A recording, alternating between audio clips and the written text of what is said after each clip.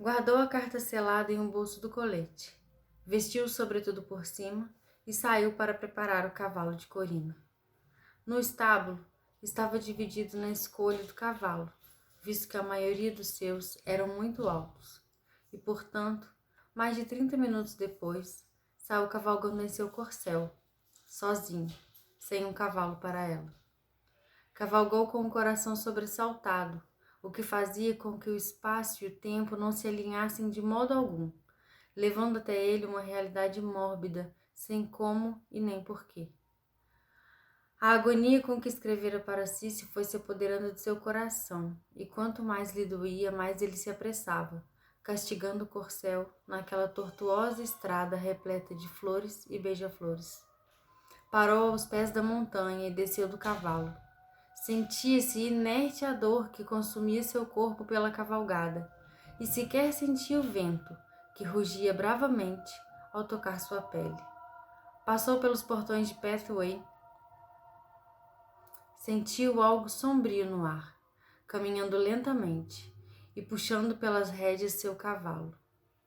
Logo surgiu um empregado do barão, que lhe tomou as rédeas e levou o cavalo ao estábulo, deixando nosso homem livre para o seu fatídico destino.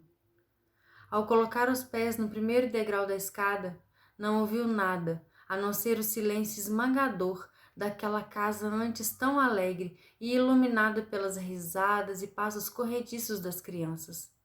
Subiu os degraus de 2 em 2. O coração já não batia. Estava estático, esperando pelo pior. Abriu as portas da mansão, que nunca estiveram fechadas, e encontrou o barão sentado em um canapé de jacarandá, com almofadas azuis, rosas e amarelas, cores demais para uma expressão tão fúnebre. Aproximou-se do barão e, antes que lhe pudesse perguntar algo, o pai de Cici se levantou, apontando para cima e chorando. Smith voou pelas escadas acima, encontrando, pela primeira vez, a porta do quarto da jovem.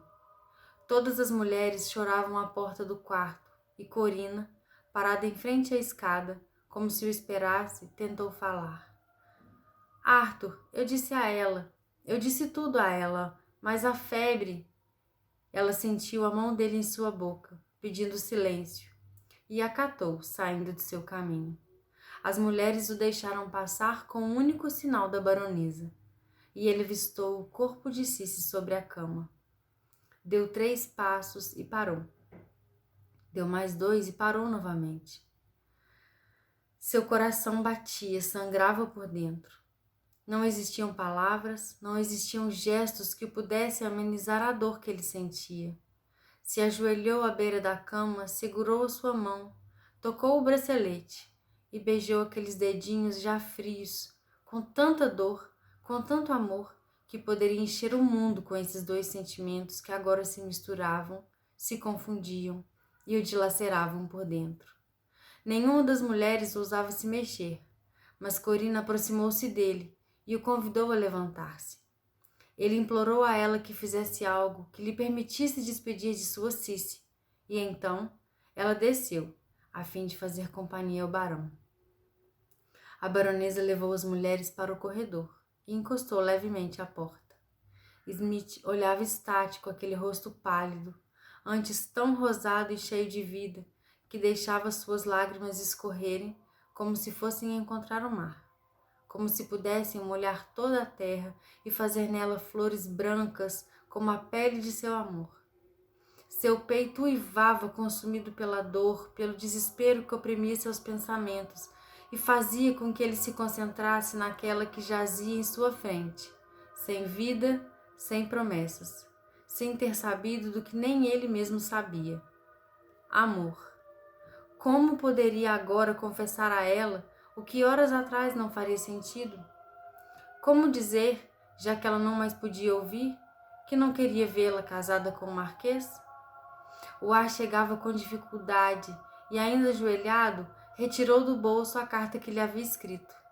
Leu para ela, entre lágrimas quentes que escorriam grossas para dentro do seu colarinho.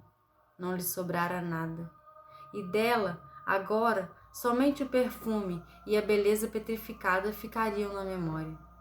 o humor ácido que escondia uma menina doce e mimada, as pérolas em seus cabelos e o bracelete, que era o seu maior sinal de sagacidade. Nada mais tinha significado agora que ela estava morta. Morta. Ele não conseguia dizer essa palavra e perguntava: por que dormes, minha cara, quando ainda tinha tanto que sorrir? Por que se deixaste vencer logo tu, que era a força que contradizia a tudo e a todos? Por que partir quando estava prestes a lhe dizer para ficar? Fazia silêncio, falava com Deus. Parecia que uma eternidade de tempo pesava sobre ele. Sentia-se de pé, à beira do desfiladeiro, vendo seu próprio corpo caindo.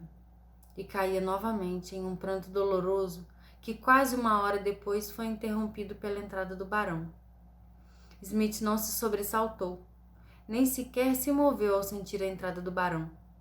Permaneceu no chão com os joelhos fixos nele, como os olhos de Cici estavam fixos no Redentor quando ele a viu pela primeira vez. O pai da moça aproximou-se de ambos, retirou o bracelete do pulso da filha e o entregou a Arthur, com os olhos vermelhos e tão diminuídos pelo choro que se poderia dizer que estavam fechados. Levante-se, rapaz, há que se preparar um funeral nesta casa. Siga o seu caminho em paz. Leve deste dia a certeza de que seu amor era correspondido. A jovem Corina tem algo para lhe entregar durante a viagem. Agora apresse sua partida, antes que as tempestades comecem. Soou a voz fria do barão, enchendo o quarto, que antes era só suspiro e lágrimas.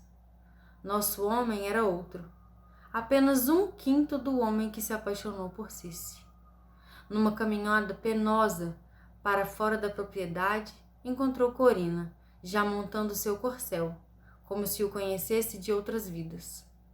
Com os cabelos desalinhados e sentindo uma dor constrangedora e tirânica que o esmagava diante do peso da ausência de Cici no mundo, passou direto pelo cavalo e seguiu com seus passos trôpegos para fora dos portões. Ao ultrapassá-los, começou a correr, entorpecido pelo sofrimento. Quando não mais podia correr, soltou todo o peso do seu corpo e novamente se viu de joelhos. Um único grito de dor saiu de seus pulmões. Cici! E chorava, desolado, sentindo ódio de si mesmo, por não compreender antes o que sentia. Corina o pegou pelos braços e o colocou de pé. O fez montar o cavalo e montou logo em seguida, tomando as rédeas e cavalgando quanto tempo. Precisavam chegar à vila antes da tempestade, e a chuva já começava a cair. Fria como as mãos de Cici, endurecida como o olhar do barão, arrebatada como as esperanças de Arthur.